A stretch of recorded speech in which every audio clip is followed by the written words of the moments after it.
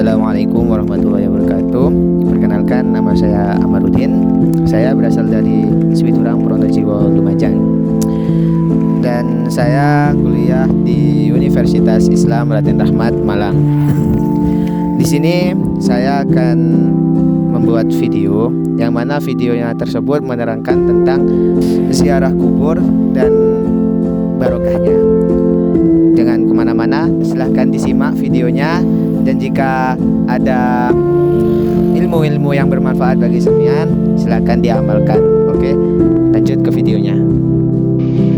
Ziarah kubur artinya mengunjungi atau mendatangi makam atau kuburan untuk melakukan ritual keagamaan.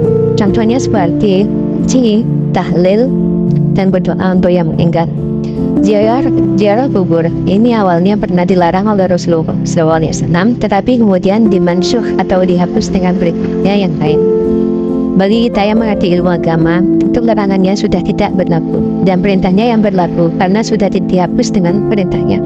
Jadi yang berlaku sekarang adalah perintahnya, bukan larangannya, sebagaimana yang diyakini akan dilakukan oleh sebagian teman kita.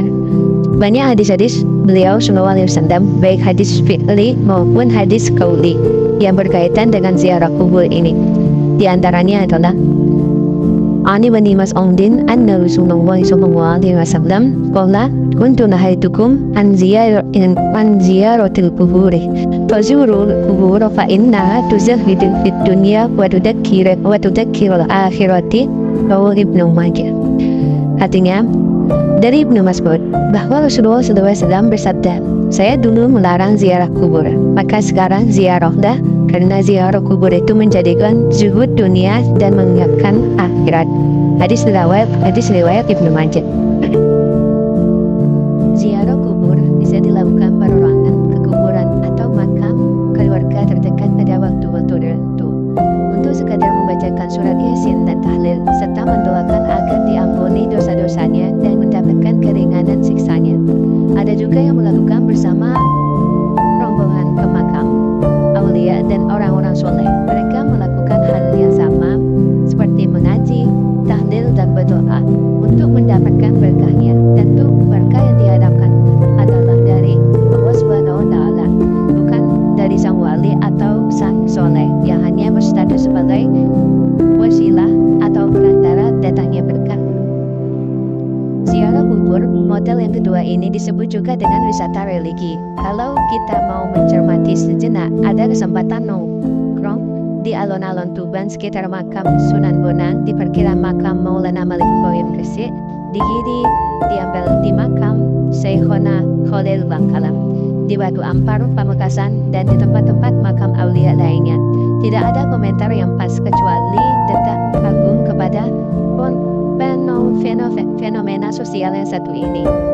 Fenomena sosial ziarah makam aulia dan orang soleh ini nampaknya tidak bisa dibendung dengan fatwa murahan seperti bid'ah dan syirik. Karena kenyataannya makin tahun secara kuantitas orang yang melakukannya menunjukkan tren meningkat yang signifikan. Ada dua istilah yang perlu mendapatkan klarifikasi, yaitu ziarah kubur dan mencari berkah, agar mereka yang belum mengetahui bisa paham dasar-dasar hukumnya, sehingga tidak mudah dan ikut-ikutan mengatakan bid'ah dan syirik bagi yang bisa melakukannya, biar tambah mantap dan tambah ramai. Sebab dengan tradisi ini banyak orang yang diuntungkan, mulai dari perusahaan angkutan, supir, kenek, tukang becak, dan penduduk sekitar makam juga dapat meraup berkahnya. Mencari berkah.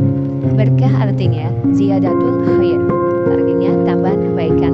Mencari berkah artinya mencari tambahan kebaikan. Coba tunjukkan kita hadis yang melarang kita untuk mencari tambahan kebaikan. Kalau memang ada, saya mau ikut fatwa mereka.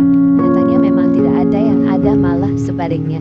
Berkah ini dapat kita cari pada apa saja dan di mana saja. Bisa pada benda-benda yang kelihatannya sudah tidak ada artinya, mestinya sudah harus dibuang. Tetapi karena dia ini memiliki berkah, maka benda tersebut tetap dipakai dan disimpan, seperti potongan rambut Rasulullah SAW ketika tahallul dalam ibadah umroh dibagi-bagikan kepada para sahabat yang menyertainya. Salah seorang di antaranya sahabat itu adalah Khalid bin Walid, di mana rambut tersebut disimpan dan dibawa ketika menghadapi pertempuran, sehingga kemenangan pada dirinya. Yang mana hadis tersebut telah ditulis di buku Umat Islam Nusantara Pengamal dan Pengawal Agama Islam Murni pada halaman 141 di buku tersebut. Terkadang banyak dari seseorang yang tidak tahu ketika ditanya apa sih dasar hukum melaksanakan dalil tersebut. Terkadang dari seseorang itu banyak yang tidak tahu, sehingga